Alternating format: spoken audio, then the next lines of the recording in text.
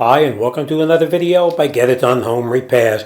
Today's project, we have a 2006, it's a Hyundai Accent, and we're going to be replacing the starter motor. Now all the 2001s to the 2006s are the exact same procedure. Alright, so let's jump right in there and let's get this done. Alright, first thing we're going to do is we're going to remove the air filter box so we can get access to the starter motor itself. But before we do anything, you've got to make sure you have your battery disconnected. Best cable to disconnect is going to be your negative. Basically what you're going to do is just loosen up whatever nut you have on the battery itself, and we're going to disconnect it.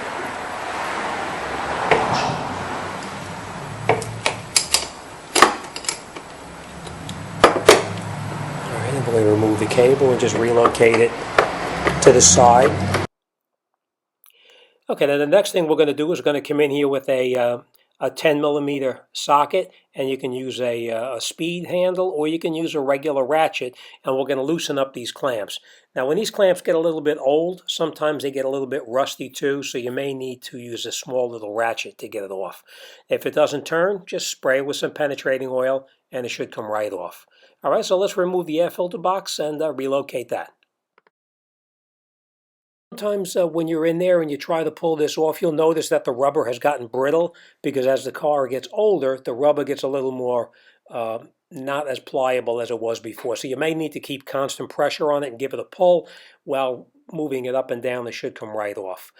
Make sure you remove all of the other hoses that connect onto it. You can see in the side there's a small hose there.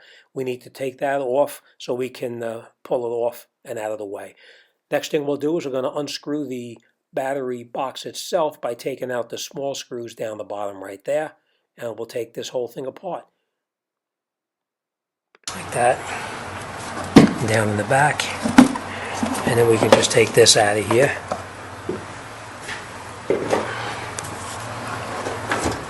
And the way you take the rest of the box out is down here. You'll see a screw down there. It looks like about a 12 millimeter. And in the back over here we see another 12 millimeter. So we're going to take those out, and then we're going to remove the rest of the air filter box.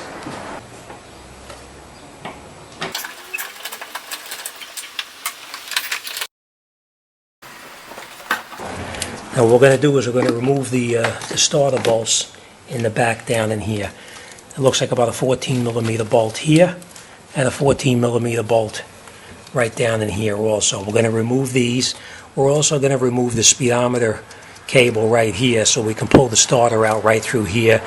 You can try to squeeze it through here, but if you remove the speedometer cable itself, it gives you a little bit more room to pull the starter out. So we're going to remove this speedometer cable right here. Also, so I can get to this bolt down in the back right there, I'm going to actually remove this clip right here on the shifter cable, just so I can get in there with a ratchet to get that bolt out. So let me get in there. We'll get started. The speedometer cable actually comes out fairly easy. You just loosen it, and then you can unscrew it by hand, and we're just going to relocate it off to the side because obviously we're going to need to put it back in there. So we're just going to relocate that up and out of our way. And now I'm going to just take this clip out right here so I can remove that cable so I can get down to those bolts without a problem. You can just put a pair of vice grips or whatever onto it and you just work it back and forth and up, and it comes right up and out. And then we can just move this cable out of our way. What I usually get in here with is a very long extension, and we'll crack these bolts loose.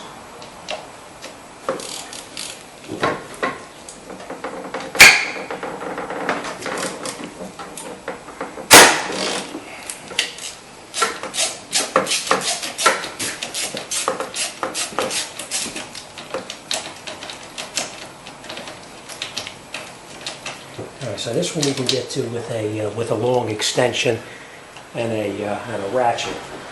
The other one down in the back over here, you can't get in here with the ratchet. So usually you hang with a wrench and just break it loose.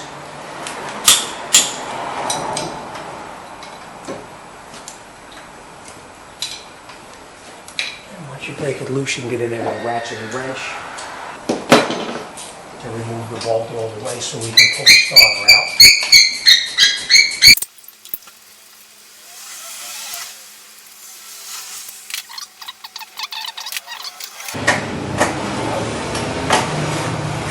Move it to the side so we can disconnect the electrical connectors on there.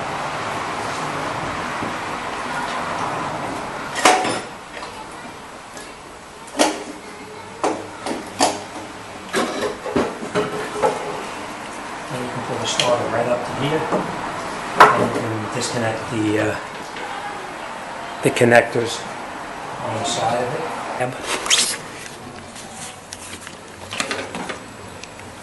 There's a little tab on the side right here that you just press in and it slides right off the starter. Then you just take off this little cover right here and you see that bolt right here. We unscrew that nut and we remove the starter. So once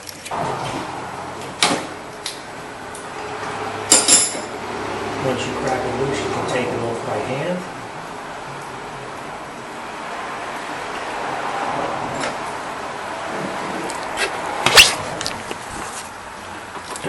Remove your wire off of the starter and just relocate it to the side.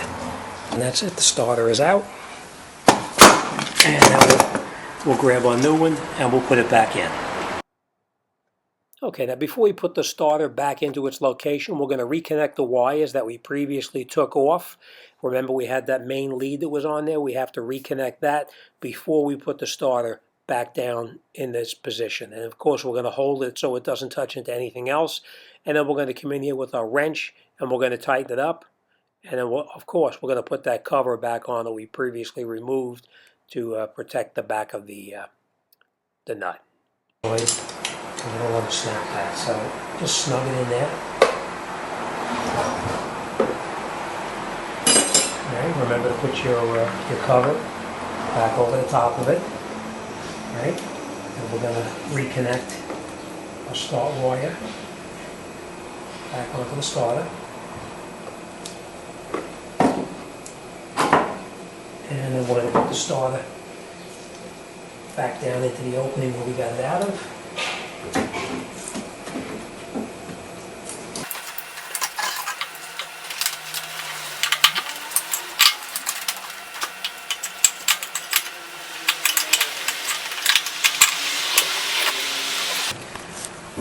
Remember, we took off our negative cable.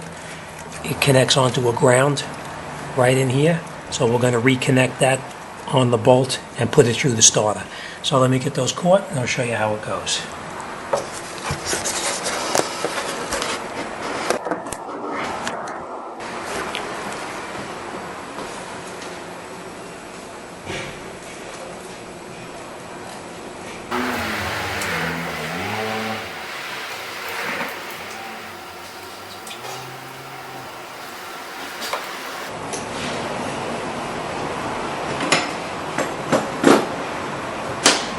Okay, once you got the bolts caught, then you can you have to make sure you have both bolts caught and turned in by hand first before you screw anything back in there and make it tight.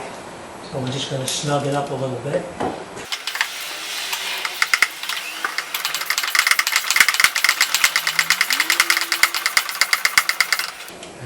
Before we tighten it down over there, I'm going to tighten up the second bolt. Remember, we used our ratcheting wrench to tighten that up, so we're going to do that. Okay, now we have both bolts caught. We can tighten everything up all the way. I'm going to start by tightening up the top bolt. And we're going to make it fairly tight. And then we're going to go down to the bottom bolt. And we're going to tighten that up. And was a 14 millimeter, so we're just going to get on with a 14 millimeter wrench.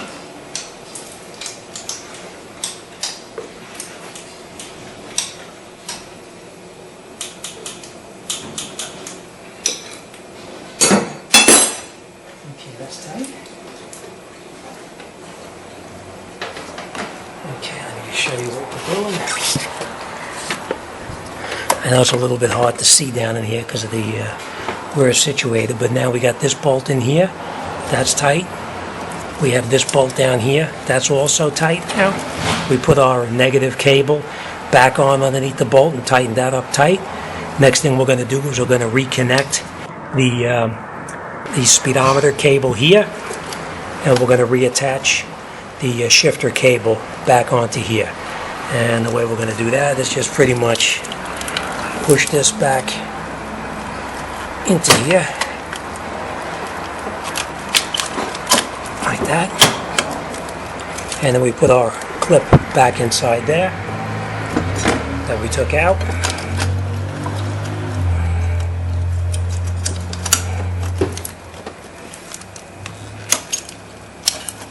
I'm just going to get a hammer and tap that down a little bit. And we'll just tap it back into position.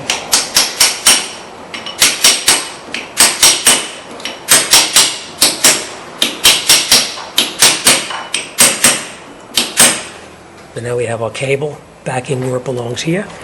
We're going to reattach the speedometer cable back in here.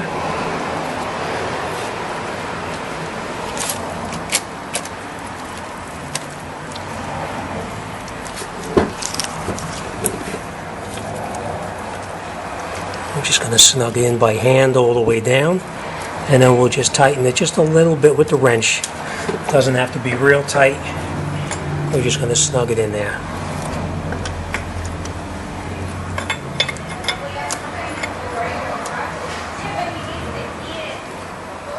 Okay. Now we're going to reinstall our air filter box, and then we'll reconnect our cable and we'll get it started.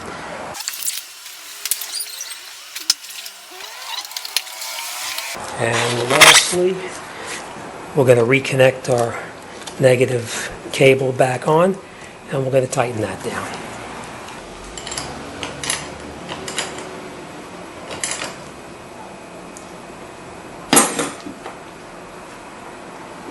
Okay, we start it up and we should be good.